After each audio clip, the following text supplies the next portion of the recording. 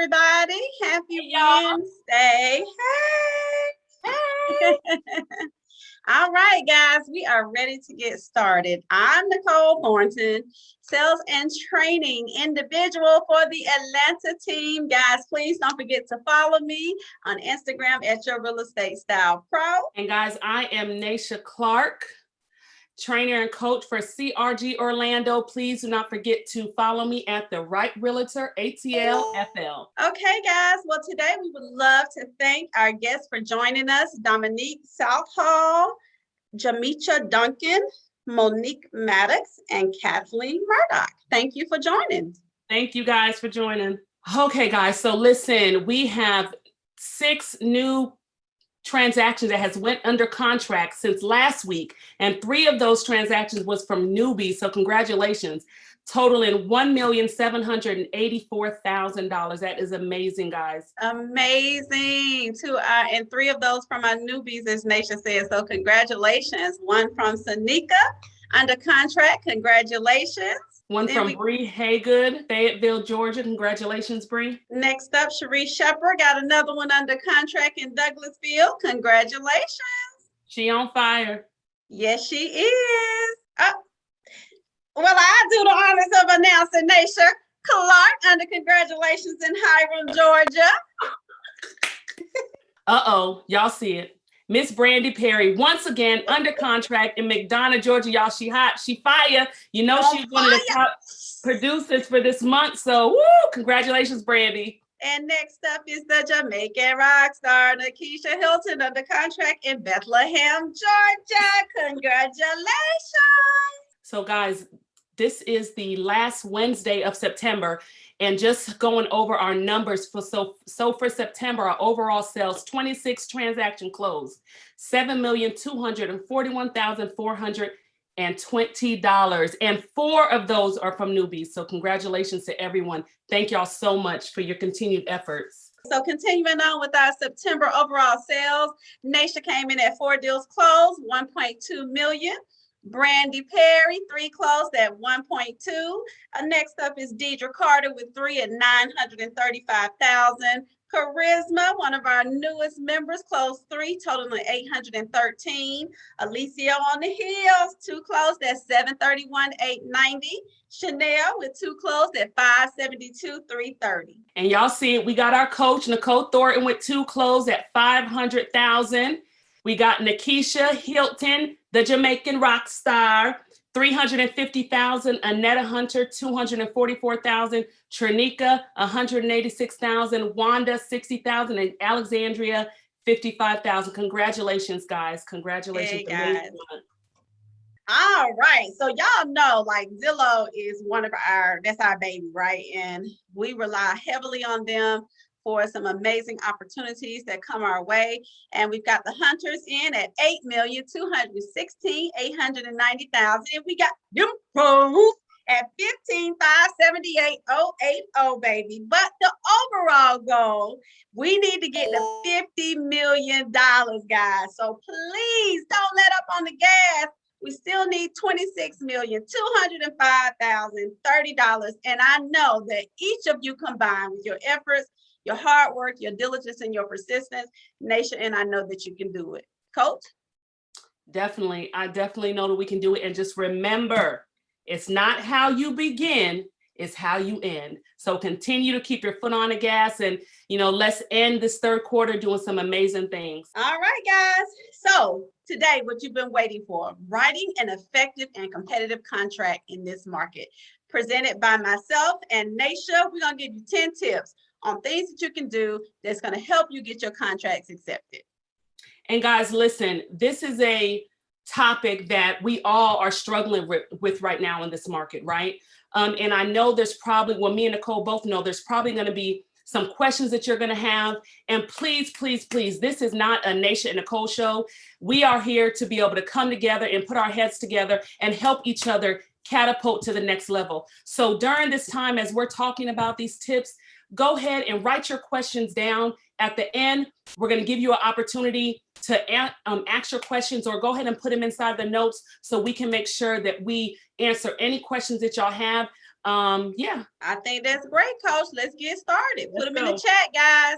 And we're going to answer the questions. Like Naysha said, this is all an interactive training for us to learn. And if there's anything you feel that you can add to piggyback off of what we're talking about, by all means, make sure chime in.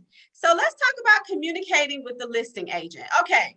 Real estate market is a very small world, and it's extremely important that you take the time to build a rapport with the listing agent. I've been on both sides, and sometimes when I'm talking to a seller's agent and I can feel their energy, I can feel their emotion, and they give me some facts about their client, whether it's a shorter due diligence period or no financing contingency, things like that. I'm trying to get as much information as I can from them when I'm on the listing side. And then when I'm a seller's agent, I'm calling, I'm texting for the availability of the property. I'm trying to find out if they got any offers out there. I want them to know my buyer is serious. Like, we're ready to make an offer, because guess what? Just as you're calling, there are 10 other agents calling as well. And so it's extremely important that you present yourself in a very professional manner. You speak on your client's behalf, and you're ready to get that contract accepted. And then you also try to build a rapport real quick with the listing agent, because if you do something, or if you say something, if you make them laugh or whatever the case may be, that's going to separate you from the next person. A lot of times when I call the listing agent, I'm basically trying to find out, again, what's going on with the property. Are you currently negotiating any offers? Is it about to go under contract? If they tell me no, okay, well, let me help you understand what's going on. We ready to make a deal now. So, I try to find out from them, what is it that's going on with the property? I kind of give them a little bit of background on my client, but then I try to find a median in regards to what me and the listing agent have in common, right? And I build off of that, because then when I'm going to send my offer over, what am I doing? I'm going to say something that is going to revert them to the conversation, and they're going to know that's me who submitted the offer. So just make sure that one of the things that you should do is try to build a rapport as best as you can with the listing agent, because again, we trying to get in where we fit in, and what we're trying to do is get our offer accepted from the client, from the seller. So whatever we need to do that, then that's what we need to do. And Coach, I agree. I had a situation, I don't know if Chanel is on the line. I had a listing, and one of the seller's agents sent over an offer, and she knew Chanel. And Chanel was telling me how great the agent was, how she works, really well for her clients. She's a true advocate. If she has a buyer, that buyer is prepared. And that offer stood out to me because I knew that she had a relationship with Chanel. And not only that, it was a conventional buyer. There were some other things, but to Naysha's point, because that agent built a rapport with one of the agents on my team, I was more willing to look at her offer a little bit closer.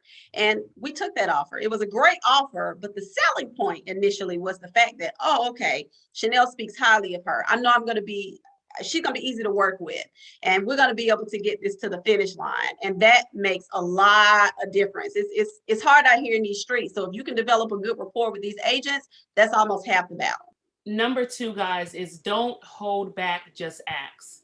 What does the seller want? That goes along with number 1, which was building a rapport with the listing agent, calling to find out what is going on with the property. But we also want to know, what is the seller looking for? What is it that they want? What is their end goal? Do they need to be in the property for another 10 days after closing? What is it? Because when you're able to go back to your buyer and tell your buyer, okay, listen, this is what the seller's looking for, and you're able to mold your offer to be able, that's going to look even more pleasing in the eyes of the seller, because we know what they're looking for. That's the things that we need to be trying to do, because again, there's so many offers going back and forth right now. We need to make sure that what we're submitting, and we need to make sure we are submitting our offer, our best offer the first time, because ain't no sellers going back and forth nowadays. They ain't doing that.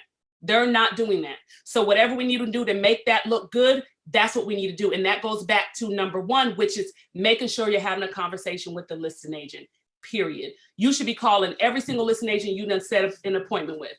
Was showing with. Every single one. Unless it is a new construction property, you should be on the phone speaking with the listing agent to find out what is going on, so you can make sure that you're putting your client, you're pushing your client with the best foot forward because you're having that conversation with the agent. I agree, Coach. And one of the things, guys, make sure, can you go back a second, Josh?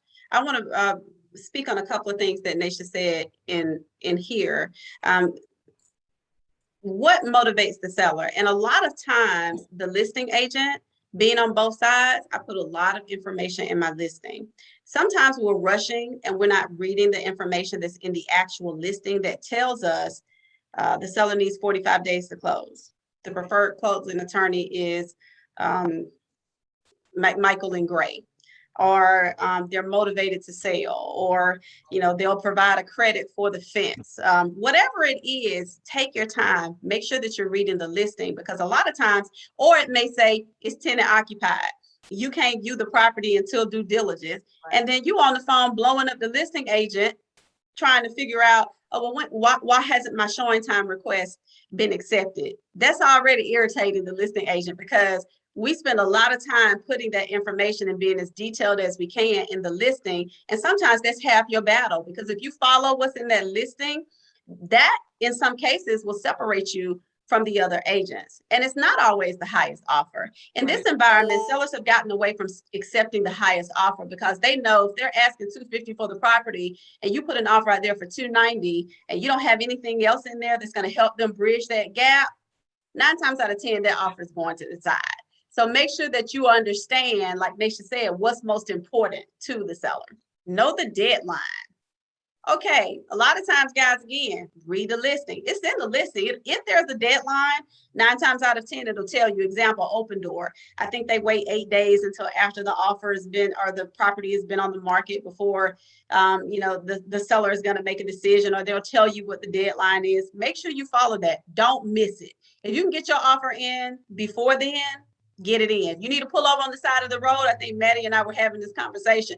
Take your laptop with you when you're going out showing, because in this environment, make sure you got a hotspot, you got a built-in Wi-Fi on your laptop. Pull over and write your offer then, because you don't have time to wait until you get home to submit that offer. By then, they may have already made a decision. Don't just send it. Make sure they receive it. One thing that I have noticed is, in this time right now, normally I would send an offer and I would put on there, please confirm receipt of my client's offer. Ain't nobody responding. Let's just be clear. Ain't nobody responding to their email. They're just not, right? Right. So it's our responsibility to pick up a phone and call. Hey, Nicole, this is Naysha with the Cole Realty Group. Just calling to find out if you received my offer. I sent it over about 2:00 and I haven't received an email back from you. So I just want to make sure you got it. Make sure you're doing those things, because when you're on the listing side and you're getting offers like this and this and this and this and this and this, you're not thinking about responding. Remember, the times that we're in now is not like the times we was in last year or the year. It's a whole nother different ball game. So we got to put our foot on the gas just a little bit more, well, a lot more, and making sure that the agent is receiving our offers. Absolutely, Coach. And when you call them, they don't respond, send them a text message and just acknowledge receipt. And then, hey, follow that up with an email. So you got all your bases covered. I had a situation where she was out of town. She didn't know that I sent it in the email, but then I texted her. She was like, oh yes, I'm not in front of my laptop. I received your offer. Sometimes those little bitty things, letting them know that your client is serious, you have a ready, willing, and able buyer, those things, believe it or not, they matter. This is the big one. Lender pre-approval letter. Not all lenders are created equal. That's definitely true. Listen, when it comes to the pre-approval letter, this is so important. This is extremely important, because number one, we should not be submitting an offer anyways without a pre-approval period, because it's not going to get looked at, and we want to make sure that we're putting our best foot forward. We shouldn't be, sometimes, back in the day, 2020, when I say back in the day, you might submit an offer and tell the listing agent, hey, it's the weekend, I have the approval for you on Monday morning. We can't do that now. If you submit an offer on the spot, you need to make sure that you have a pre-approval letter. You need to make sure you're on the phone with a lender, and you need to make sure you have a relationship with your lender enough.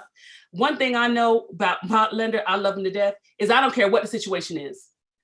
Last weekend, it was probably about 4 o'clock, I think. And I was like, I need to submit an offer, but can you please do this pre-approval? His response to me was, Naysha, kickoff is in 45 minutes. Hurry up and submit it. But you know what? He got me my pre-approval, and I was able to go ahead and put the offer in before, that evening. So my point is, make sure you have a great relationship with your lenders. Make sure you're producing a pre-approval letter, not a pre-qualify. Ain't nobody looking at pre-qualifies. No one's looking at pre-qualify. It has to be a pre-approval. Good points, Naysha. And like Naysha said, have you that one or two preferred lenders that you can pick up the phone. I was having lunch with a client yesterday, called my my preferred lender, and said, hey, I'm having lunch with the client. She was referred to me by someone. She's ready to get started. Do you think we can go ahead and process the application? We did it on the spot.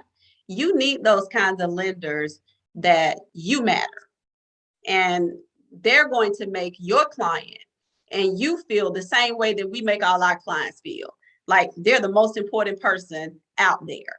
And when you have a lender like that, when you're out showing property and you right up against that payment and you're trying to figure out if the taxes are going to work, right, those things make a difference. If you're trying to figure out if you can do 0 days on a financing contingency, those things matter. To Naysha's point, we no longer need pre-qualification letters. We need pre-approvals. And so this is where it comes into making sure you have a great relationship, not only with the lender, but that your client understands the importance between a difference of a pre-approval and a pre-qualification. Because in this environment, listing agents, including myself, including Naysha and some of the others on the phone, when we get those offers in, guess what we're doing? We're calling on those pre-approvals and we're checking to make sure, where are they in the process? Have they submitted their financials? Are they solid? Because offers fall through. You guys have seen it all the time, left and right. And one of the main reasons is the financing, other than the due diligence. And so it is so important that you have at least 2 lenders that you are able to pick up the phone. I don't care if it's 10 o'clock at night or if it's on a Sunday, like Naysha said, 45 minutes before kickoff. Right. You have that rapport with them and they know you well enough. They respect the relationship that you have with them well enough that they're going to do their part to make sure that your client is taken care of. No national lenders, guys. We like local lenders because we want to make sure when we have open houses, they can come out. We have someone on the spot that can process an application. Those are the types of rapports that you want with your lenders. Closing and possession dates. Guys, the closing date is so key. And the seller, their preference is the keyhole. Prioritize the seller's preferences when it comes to the closing. I think we said this a little bit earlier. Naysha mentioned this. Sometimes they want 45 days to close. Maybe they're buying another house and they need up until that 59th day to close, or maybe a quick close is what's best for them. So understanding the closing and the possession dates and making sure that that is incorporated in your contract is really, really important. Sometimes you need to do what's called a temporary occupancy. And you want to make sure that all of that information and those documents are completed. They are sent over when you submit your offer so that you leave no stone unturned. Also, just in speaking in regards to the closing date, that kind of goes hand in hand with number 4 slide, which is, pre-approval and building a relationship with the lender. Because a lot of times, if you have a solid relationship with a lender, a good lender will let you know, hey, listen, because they know the time that we're in right now as well, right? So they're trying to make sure that we also are creating a competitive offer, as well. So they're going to say, listen, put 21 days on here. Oh, I can have this closed in 17 days. So a lot of times you need to make sure that you have that conversation with the lender. With me, what I do is I always have a conversation with my lender. Hey, Bradley, okay, this is what we're doing. This is what I'm trying to do. What you thinking? And he'll automatically respond to me based on the approval of the client, based on the pre-approval, he will be able to let me know, okay, boom, this is what we can do. And a lot of times it will push my closing date from 30 days to 21 days, which then gives me a competitive edge when it comes to producing an offer. And guys, it goes also back to that lender. When your client understands the importance of submitting their paperwork up front, to Naysha's point, you can go from 21, you can even go to 15. Believe it or not, and this is on an FHA or a conventional deal. Doesn't happen all the time, but this is why it's so important that you take the initiative to build that rapport with your lender so that you understand just the basics about financing. We are no way saying you need to be an expert, because that's not what we do. We stay in our lane. But it's also important that in becoming an advisor, we're able to have these conversations, not only with the lender, but with our client. And so when we start having these conversations, we're able to understand exactly where our client's at and what our lender can do to help us win. More earnest money. More earnest money. This is a touchy subject, guys, because some buyers, they don't want to give no earnest money. Listen, they don't even want to get a 1%. But getting more earnest money, making it non-refundable for a solid offer. One thing that I would say is when it comes to earnest money, I always tell my clients, we need to do at least 1% or more, depending on the price of the home, and just let them know, listen, your earnest money is going to be safe, right? Because as an agent, it's your job to make sure that within the due diligence period, that we're doing the inspection, that we're addressing any issues. And if there's any reason that we need to back out of the offer, your client is going to get their earnest money back, right? But at least it allows the seller to know that how much skin you got in the game. Producing an offer with a $500,000 earnest money deposit in this market, ain't nobody looking at that. You ain't got no skin in the game. No skin. If you're producing if you're writing an offer for $250,000, honestly, you need to be putting at least $3,000 on there. Let's be clear, you really do. And again, you have to assure your client, because in your client's mind, they're gonna be like, oh, I don't want to come off this money right now. Well, you're gonna have to come out the money regardless, right? For your closing costs, you're gonna have to come off of it. So at least it allows the seller to know, we really want this property and this is how much skin we got in the game. Coach? Absolutely. And one of the other things, guys, that you all can also do is called option money. On that first bullet point where it says get more and make it non-refundable for a solid offer, that's called option money. So that option money is money that your client, the purchaser, is willing to give, knowing that it's non-refundable, right?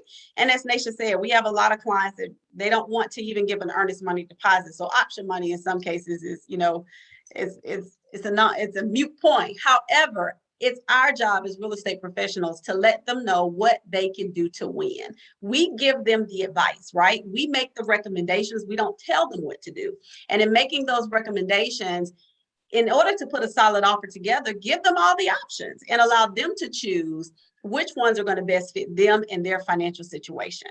But understanding all of the components of the contract, so important. I can remember when I first started, one of the things Valin said to me was, I want you to know that contract like the back of your hand. You need to read it, and I want you to read it, and I want you to read it and read it and read it. And if I ask you a question about that contract, you need to be able to answer that question. If a listed agent or somebody asks you a question, you need to be able to go back and say, nope, it's on 4.5 section 1.2 right here.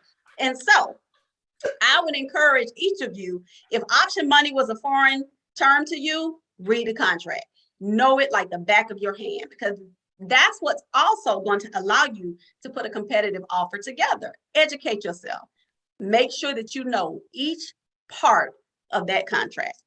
Coach? I agree. Oh, this is a good one. Inspections and due diligence. Woo-hoo! Man. Guys, woo. I'm sure we got several people on the call that can attest to, the boy, you sitting on pins and needles, you like this, waiting for the due diligence and the inspection report to come back, because you just don't know. You don't know what's going to come out of that report. You want to make sure that you are advising your client that they have the option to get a due diligence, because again, we don't tell them anything. We advise them. We don't ever want them to be able to come back and say, well, you told me to do this. No, I advised you to do this. And one of the most important things that we definitely want to advise them to do is to get that inspection done, because that inspection ensures they know what they're purchasing. If there's anything that's hidden, anything that they need to be aware of with the property, the inspection is definitely going to uncover that. Coach. Right.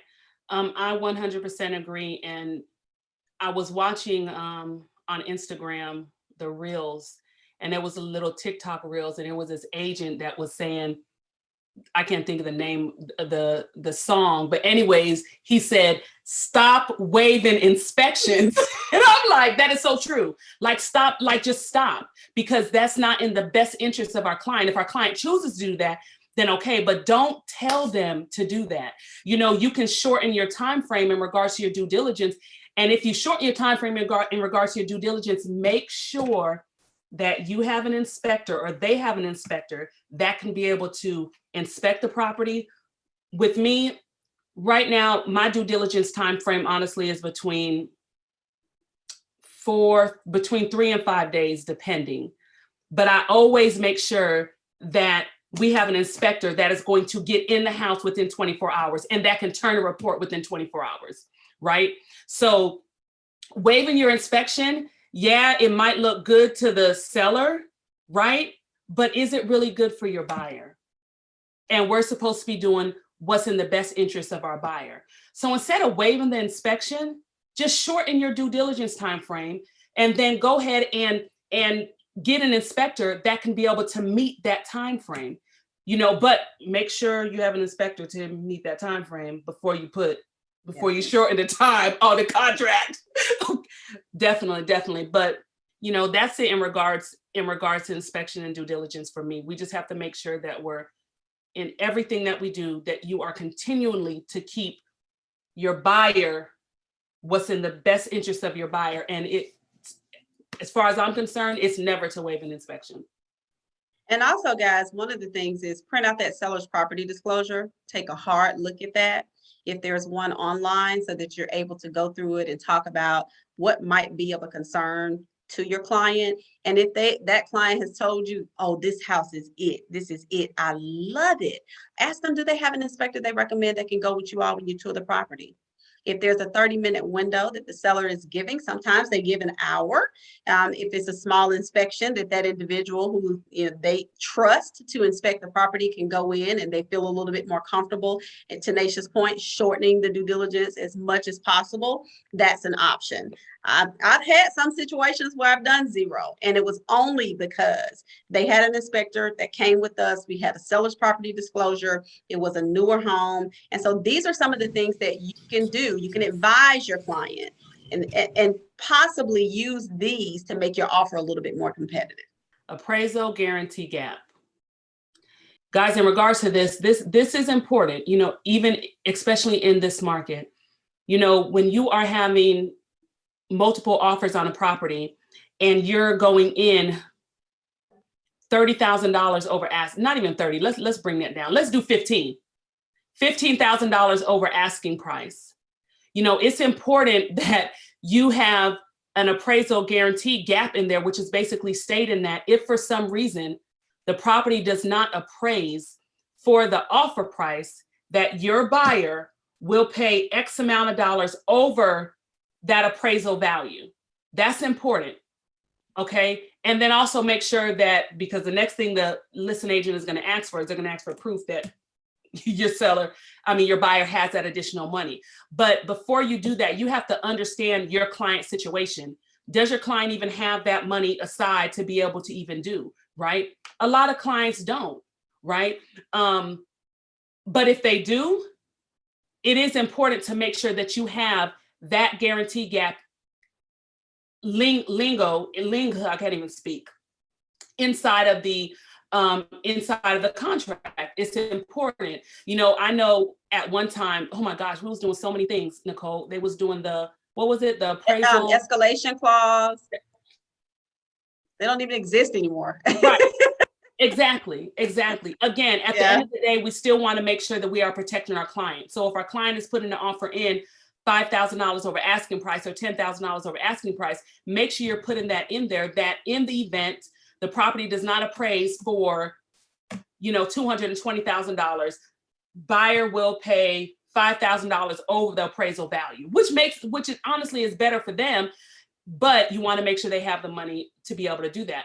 On top of that, speaking about an appraisal waiver. So I don't know if a lot of you have heard about an appraisal waiver. I'm speaking on this because I have literally had 3 instances so far that I've been able to do this on. That this goes back to having a relationship with your lender, right? So what an appraisal waiver is where the lender will waive the appraisal, period, right? Which is very important when you're talking about building a competitive offer.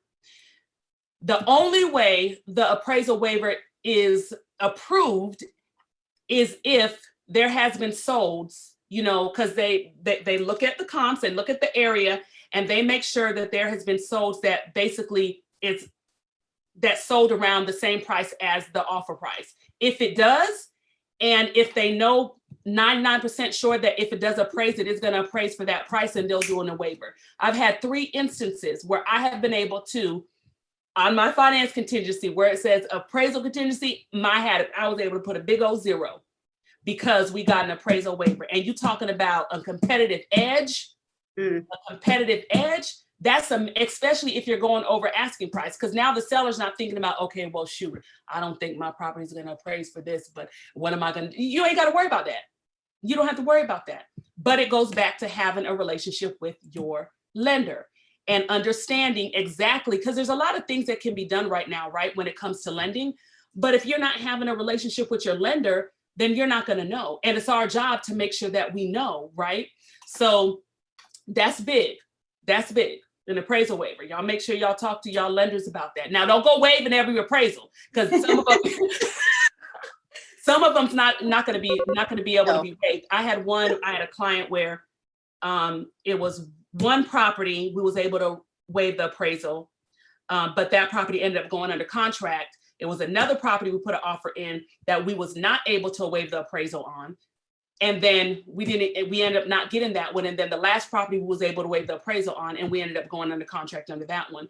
So just make sure, you're building your relationship with your lenders, and then they can be able to tell you these things, which they should be, but maybe some of them don't. I know mine does.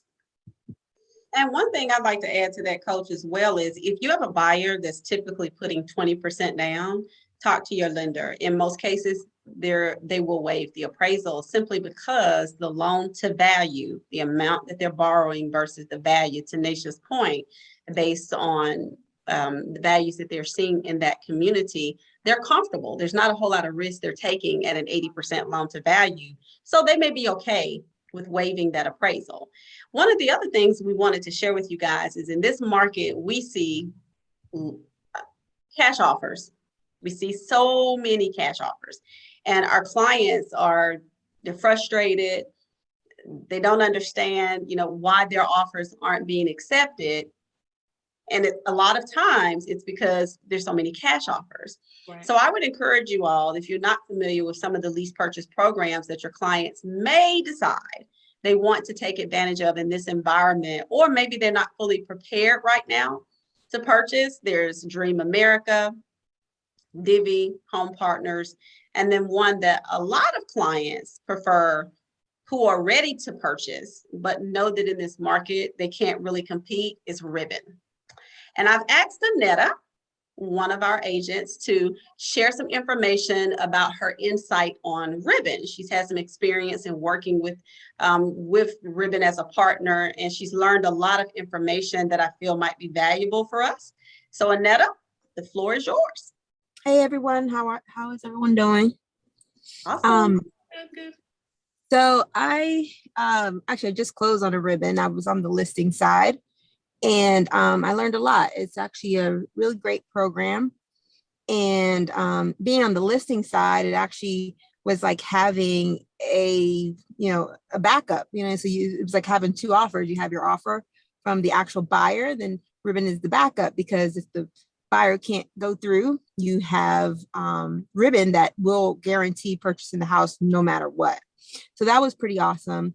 It was kind of going through the process it was kind of like too good to be true sometimes. I was like, this can't be real. Like something's gonna go wrong. But it was very easy. Ribbon is very easy to talk to.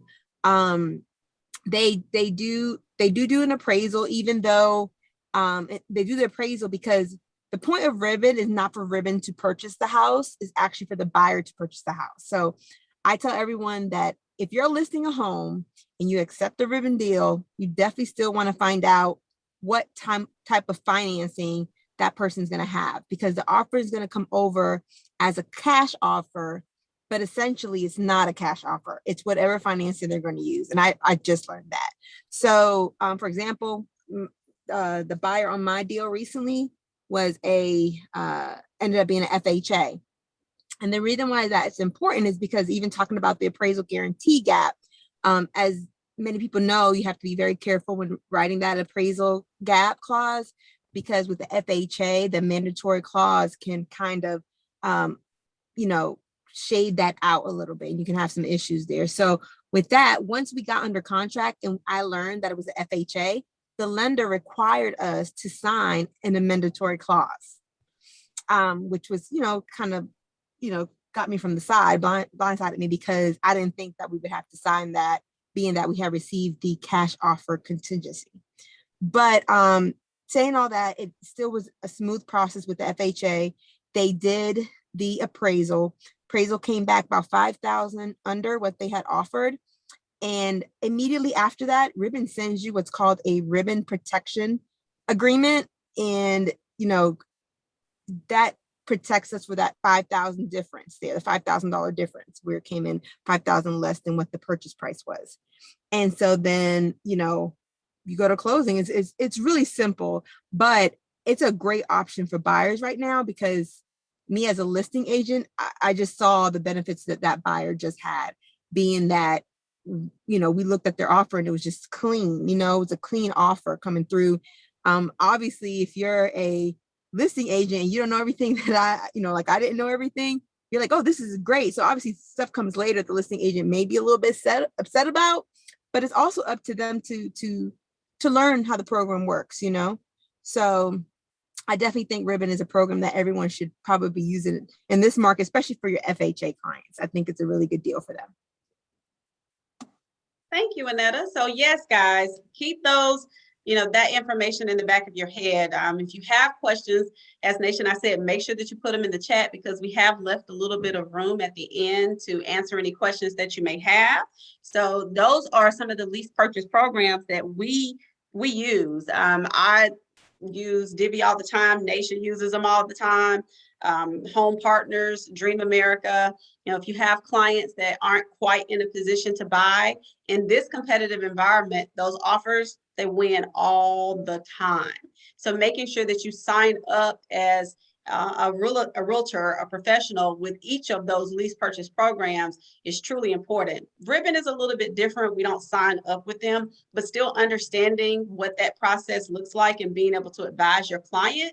Maybe you got a VA client in this market, VAs, it's a little bit tough to get some of those accepted. Ribbon might be a better option. It's a cost associated with it. But, again, we're advising them. We want to give them all of the options and then allow them to make a decision. Right. Coach, anything else you want to add? Nope, I agree 100%. Definitely in regards to the lease option programs, those are a game changer. They're a game changer. I use Home Partners all the time. I love me some Home Partners, so definitely make sure that you are taking those into consideration, when you're speaking with your client about what their options are. And guys, you make your full commission. So, you're not able to represent the buyer when the lease expires. That's why we have a team that we can work with when they're ready to purchase. But during that lease purchase, you receive your full commission. So you can't go wrong. You got a happy client that turns into a tenant of Home Partners, Divvy, Dream America, Ribbon. You're making your full commission. You're the hero, because they're looking at you like, I just closed on one today. We couldn't get the financing right at the last minute. Turned her over, switched her to Divvy, deal closed out in 21 days. So these are some, things that we are doing that is a huge contributor to our success. So buyer's heartfelt letter. This, some listing agents don't like this. Some sellers don't like this, but, we can always, I had a client that I just closed last week, and we had been looking for a home for probably about 3 months. And, the wife was about to give birth, and they was living in the mother-in-law's house, and they just was stressed out. And it was hard. It was hard. They wanted to be in a certain area, a certain price point, and there was no maneuvering. And he called me. He was like, well, Naysha, I'll just write a letter. I'm like, okay, that's good. I mean, I believe in the heartfelt letters all day long, but it's to the point now where some listing agents are putting it inside the MLS. Do not send letters. I've seen that. Don't send me no letters. We ain't read no letters. Just send me the offer, okay? But I got time for all that. Right, exactly. But if it's something that your buyer wants to do, and if you think it'll also be good for the offer, and if it's not inside of the MLS not to do it, then by all means, do the heartfelt letter. We all have situations, and sometimes it might, pull on our little heartstrings, just a little bit more. So I say do it, as long as it's not in that MLS. Yeah, I second that. As long as it's not in the listing, because sometimes they'll have it in all caps. Do not send a letter. Okay, well, you won't be getting one from me on this one. Right. But I've won several deals, guys, because I poured out, my heart to the listing agent, told her about, the client, the first time home buyer, sometimes a single parent, whatever the case may be. That also goes back to when Naysha started talking about building the rapport with the listing agent, because when you start talking to them and you say, I got a single parent, man, she's got 2 kids, I'm trying to find, oh, wow, really? Oh, I'm a single parent. I can relate to that. You already know that's your end right there. Right. So listening as a real estate professional is so key. And it's a huge contributor to your success, because there are clues and different things that you'll pick up on just in having that initial conversation with the listing agent. You'll know if it's just quick to the point, or you'll know if you can have a conversation with them and sell your buyer. I strongly advise everyone to, look into every single one of these, because they work, and it is an amazing option for, your buyers. I had a client that we went under contract on a new construction property, and the preferred lender came back and was like, hey, we can't get them done. It was like, what 1 minute they was approved, a week later they wasn't approved. They was stressing out, living in a small 1-bedroom apartment. It's like 5 of them inside of Buckhead. And I was like, until I tell you we done, we ain't done. And I flipped them right over to Home Partners. And they got an absolute gorgeous house. Let me tell you something. All the husband wanted was a putting green. That's what he wanted. He wanted a putting green, y'all. Okay. And I found him a putting green and we did it through Home Partners. That's all he wanted was a putting green.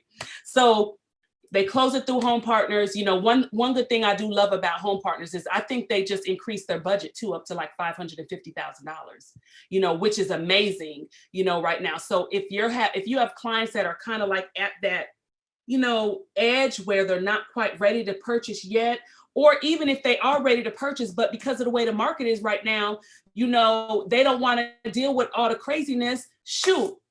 And they're okay with going through, Home Partners or going through one of these lease option programs. Do it. Make sure you show them all of their options.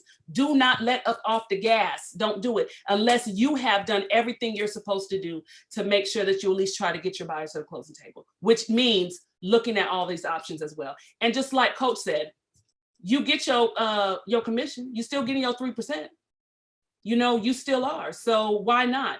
And one thing I love about them is, well, I ain't got to do nothing. They send me everything. All I got to do is sign my name on the contract and set it off. That's it. That's all I do. That's it. That's it. So it's definitely look into those. And I mean, I know a lot of, our TCRG, agents that are on here, we have a folder inside of the drive that breaks down every single one of those those lease option programs. And we also, if you can't get in touch with me or Nicole or one of the other agents that, you know, has done with the lease option, you know, call the lease option guru, Wanda. You know, she know what I, Yes. you know, she the guru of all the lease option programs. Yes. Yes. Wanda, I'm sorry I threw you out there. Yes, Wanda is a guru, guys. She's an amazing source for the lease purchase. And just keep in mind that, you know, for your individuals, those who may have some credit concerns, these programs are great. Divvy goes down to a 550. There's no application fee. Dream America goes all the way down to a 500. Now, understanding the credit report that they are pulling is comparable to that of a mortgage lender. So it's not going to be the same score that your clients will see on CreditWise, Credit Karma, things like that. But just know that your clients have options and you have options that you can offer your clients, and are now it's going to allow you the opportunity to become an advisor. You're not just someone out showing them property. They don't look at you any longer as a real estate agent. You have become somebody that's valuable to them because you are advising them on a process that's getting them closer to a goal that they want to accomplish. And then imagine if you have a client that necessarily wouldn't be able to get approved, you know, and you're able to get them through one of these lease option programs. Do you know how many people they're going to refer you to? Girl, guess what? That's going to be, listen, that's going to be the T. Okay? And then there goes your referrals. That's your pipeline. This was fun. Yes, it was. It was fun. Guys, thank y'all so much for tuning in today. This was some good stuff, and I hope y'all really got a lot out of it. You know, if you have any questions, any concerns, unmute your mic, ask questions, you know, put it in the chat. But, you know, this is open forum, so we're here for y'all. Well, guys, we do have an open house. It is a historic property located in Adair Park. So if you have a client that's interested, that loves the history that the area has to bring, the house was built back in 1910. It has an asking price of $450. It's a 3-bedroom, 2-bath, fully renovated home. We'd love to see you there. We have an open house this Saturday and Sunday from 1 to 3. We have an open house Saturday 10 to 1 and Sunday 3 to 5. If anybody would like to volunteer to assist new agents to the brokerage, new agents, this would be a great opportunity to build your pipeline with unrepresented buyers and just get some experience and bring your buyers. So come out, guys. We're going to be out all weekend. Come see us. Bring your buyers. We need to sell these houses. All right, guys. We got anything else? Any questions? Hey, it's Talia. Hi, everybody. Hi, I have a question. Hi. When you get clients and they have come with their own lender, and what are you guys using to get them to trust your lender? Because it is much easier to have a lender in town, somebody you have a relationship with, someone that you know personally that can get it done. Doesn't mean that they're willing to leave their lender for them. What are you guys saying? How are you getting that done? Well, one of the things, you know, I always, you know, let my clients know is, you know, you definitely should always shop your lender. You know, that's the biggest thing. You know, you might have a lender that might, you know, they might get a better interest rate. You know, it's just like shopping around for some shoes. You want the best deal, right? So that's one of the things I do tell them. But another thing that I've noticed is a lot of times, you know, when you do have buyers that already come with their lender, they don't want to switch. They don't want to switch, right? I had an instance where my client didn't want to switch, and because my client didn't want to switch, she ended up losing the house that she really, really wanted because her lender wasn't available on the weekend, and we needed the pre-approval to be able to submit an offer. Our lender, I called Bradley on a Sunday. She submitted everything over, but it wasn't until that Sunday that she decided that she wanted to go with our lender, which I had been telling her that, right? By the time Monday rolled around, Saturday, about 5 o'clock, everything was submitted to Bradley. Bradley had a pre-approval to me by 9 o'clock Monday morning. my buyer reached out to me and she said, hey, Naysha, can we go by? She wanted to put the offer in, but can we go by and see that her husband wanted to see the house as well? Child, by the time I pulled up my Georgia MLS to write the offer, that bad boy said under contract. She was sick. When I tell you she was so sick, she put in the backup offer and prayed on that house for a whole month. She was sick, but it goes back to, and I told her, I said, this is the reason why it's important. You know, we agents, we know what we be talking about. We do, you know. And when you have a lender that's not available, like that lender wasn't available, he couldn't even get us a pre-approval and we couldn't submit anything, you know? So sometimes, just like in this market, when buyers think that they know everything, even though we're trying to coach them and let them know what to do. Oh no, I'm gonna put an offer in at $10,000 under asking. Oh, okay, go ahead and do it. And then what's gonna happen? They're not gonna get it. And then they wanna come back and wanna put another offer in, but now the property's gone. Sellers are not looking at offers over and over. They're not doing that, right? And just like my buyer had to bump her toes when it comes to that, come to the house and putting in the offer under asking price, my other buyer had to bump her toes when it came to the lender. Because at the end of the day, when you don't get what you want, and you know it's because of the lender's fault that you don't get what you want, they be like, dang, Naysha, I should have listened to you. You should have. You know, but that's when you have people that is married to, like, they don't want their credit ran again. They're married to their lender. You know, it's hard to convert them. And a lot of times they have to stub their toe and they have to lose something to decide to go that route. Because a lot of people's not going to hear, oh, well, you know, you can shop you can shop around, you know, you can get a better interest rate. They're not going to hear that because they don't want to go through the process of getting approved again with another lender. Nicole? And I second that. Yeah, I agree, Coach. And also, you know, let them know, I believe is it 10 days, 15 days? If the credit is pulled, it does not impact their credit score. So if that's a concern for them, Talia, let them know, don't allow that to deter them from making sure that they partner with a loan officer and a bank or a financial institution that's going to allow them to capture the home of their dreams. And that's what you've been able to do in working with your preferred lender. Your lender is available, they're focused, they're hardworking, and they're diligent about making sure that they provide you with what's needed in order for you to win.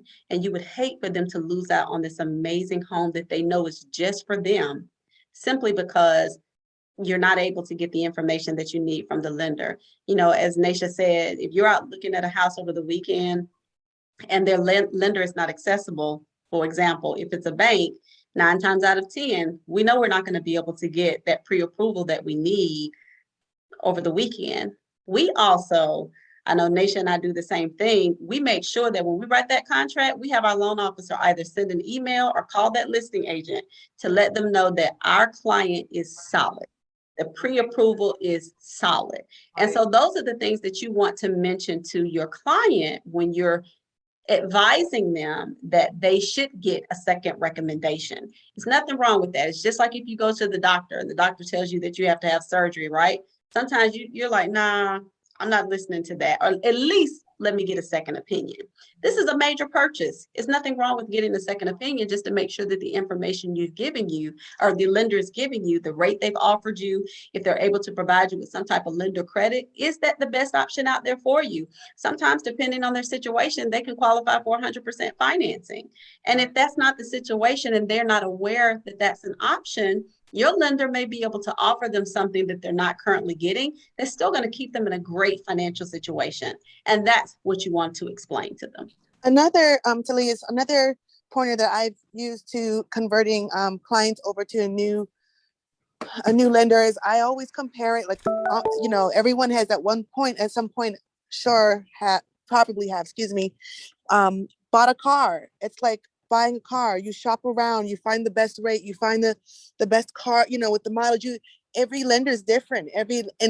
Even though they're all kind of running the same thing, sometimes those lenders, and I will speak to one of our preferred lenders, have a cutting edge with their contingencies. So, and that makes a big difference when you're submitting your offer. So I always compare it to buying a car. You want to shop around and just see who's offering you putting you in the best position to get to the closing table.